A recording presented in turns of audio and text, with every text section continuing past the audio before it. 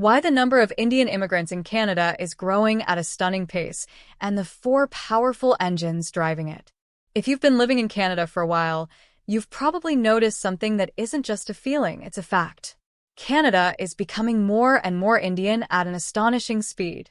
Whether you're dining at a cozy waterfront restaurant in Vancouver, walking the campus of the University of Toronto, or strolling through a fishing harbor in Prince Edward Island, you can't help but see more and more Indian faces. They're not just passing through as tourists. They are your neighbors, your coworkers, your family doctor, sometimes even your boss. The official statistics are straightforward and cold. For several years in a row, India has surpassed every other country to become the largest source of new immigrants to Canada. But behind that simple data point lies a huge, intricate, and in some ways gray area system, one that is constantly moving tens of thousands of people from one side of the planet directly into Canadian society. Today, we're going to unpack this system completely, piece by piece, so you can see exactly how it works. And to truly understand it, we can't start with Canada. We can't even start with India. We have to start somewhere most people would never expect, the United States. Engine number 1. The U.S. immigration bottleneck and the broken American dream. Let's paint a picture. Imagine a man named Raj, a 32-year-old Indian professional. He's the kind of person you might meet in a Silicon Valley tech office, highly skilled, confident, and successful. Raj graduated from one of India's top engineering schools. After working for a few years in Bangalore, he used his technical expertise to land a U.S. H-1B work visa. Before long, he was hired by a major technology giant in Silicon Valley, earning over $200,000 a year. Sounds like the American dream, right? Great job, great pay, bright future. But after work each night, Raj opens his laptop, goes to his immigration lawyer's website, and his heart sinks. He isn't battling a technical problem at work or competition from colleagues. He's facing something much worse: the U.S. green card backlog. Here's the problem. Far too many Indian nationals are applying for U.S. permanent residency, and the U.S. issues a fixed number of green cards per country per year. That means Indians, especially skilled workers in categories like EB-2 or EB-3, are stuck in an endless queue. According to research from the Cato Institute, an Indian professional who starts the process today could wait 10 to 15 years or more before getting their green card. Think about that. A highly skilled worker might spend half their career in the U.S. as a temporary foreign worker. They can't easily change jobs because losing employment could mean losing their visa. Their spouse often can't legally work. And when their children turn 21, those kids might even lose their legal status. This isn't the American dream. It's a golden cage. Now imagine Raj at his desk, looking at that depressing U.S. wait time chart. Then, out of curiosity, he opens another web page, the Canadian immigration site. There, he discovers Canada's express entry system. If he qualifies, he could go from applying to receiving his permanent residency, Canada's Maple Leaf Card, in less than a year. Once in Canada, he can change jobs freely. His spouse can work legally. His kids can attend public school for free. And after a few years, the whole family can become Canadian citizens. On one side, a decade or more of waiting, with no guarantees. On the other, 1 to 2 years to full residency, certainty, and security. If you were Raj, what would you choose? This is the first key to the whole puzzle. The functional breakdown of U.S. immigration policy is pushing thousands of highly skilled Indian workers northward into Canada. Canada, in effect, has become the lifeboat for those whose American dream has sunk. Engine number 2, Canada's provincial nominee program, fishing deep into India's heartland. But wanting to come is only half the story. How does Canada actually pull this off? How does it not only catch the overflow from the U.S., but also actively recruit people from India's villages and small towns, people who might never have even visited Mumbai or New Delhi? This is where Canada's second great engine comes in, the Provincial Nominee Program, or PNP. Most people think of Canadian immigration as a single national process, the express entry system, where everyone competes based on English scores, education, and work history. That's partly true, but it's only half the picture. Outside that federal highway, There's a network of side roads run by each province, their own immigration channels with their own priorities. Here's the idea. The federal government might want a software PhD, but a rural province like Saskatchewan might desperately need an experienced farm equipment manager or a long-haul truck driver.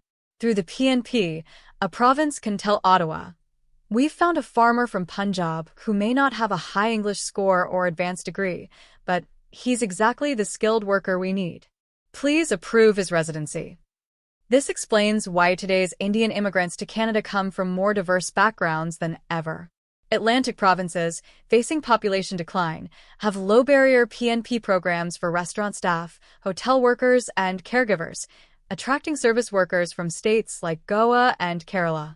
Prairie provinces use PNPs to recruit truck drivers and farm workers from Punjab. This is why Canada's trucking industry has such a high proportion of Punjabi-speaking drivers. Ontario runs PNP streams for not just tech workers, but also skilled trades like carpentry and plumbing. In short, it's less a global talent competition and more a series of targeted labor deals between Canadian provinces and specific regions of India. The PNP shifts immigration from a national elite standard down to a local economic needs standard, catching workers who would never qualify under the federal rules, but who are vital to local industries. Engine number 3, the immigration industry, a billion-dollar business. Now let's go below the surface, into the world that runs parallel to official policy, a massive, profit-driven immigration industry. In many Indian cities, especially in Punjab, immigration agencies are everywhere. And these aren't just small offices helping you fill out forms. These are sharp, market-savvy operators who understand every loophole in both Indian and Canadian systems. They sell dreams, and they package them professionally. Step 1. Packaging the candidate. If a young man from Punjab has poor English and little formal education, the agency says, "No problem." They'll run him through intensive IELTS courses until he can scrape together a decent score. They'll polish his resume, sometimes even arrange for work experience letters from cooperating local businesses. They study every Canadian province's PNP policies like a stock analyst studies the market, advising clients on the fastest, most likely pathways. Step 2. Tapping the diploma mills. For those taking the study route, agencies link students with lesser-known Canadian private colleges, not the famous universities, but vocational schools, many in Ontario or British Columbia, whose main product is not education but work permit eligibility. These schools charge international students 3 to 5 times the tuition paid by locals, offering 1 to 2-year diplomas that open the door to a Canadian work permit. Step 3. Downshifting careers. Once in Canada, many immigrants, even former managers and professors, deliberately take blue-collar jobs in trucking, warehouses, or construction. Why? Because these sectors have worker shortages, are easy to enter, and meet immigration requirements quickly. It's faster to drive a truck than to requalify as an engineer. This isn't a sign of desperation. It's strategic. It's the shortest, safest path to permanent residency. Engine number 4, the Sikh Community Network, a soft landing system. But getting a visa and a job is one thing. Surviving, emotionally and financially, in a new country is another. Here, a deeply underestimated force comes into play: the Sikh Temple Network. In any Canadian city with an Indian community, the Gurdwara is more than a religious space. It's a community hub. Anyone, regardless of religion or nationality, can come for free meals from the Langar kitchen, 24/7. Many temples have temporary rooms for newcomers. Bulletin boards overflow with job postings, rental offers, and car sales. And perhaps most importantly, these spaces provide instant networking. A truck driver you meet today might connect you to a job tomorrow. This faith-rooted but community-driven safety net drastically lowers the risks of starting life in Canada, allowing newcomers to stand on their feet quickly. And once they do, Canada's family reunification policies allow them to sponsor relatives, creating a chain migration effect. Over time, one immigrant can bring over an entire extended family. The 4 engines working together.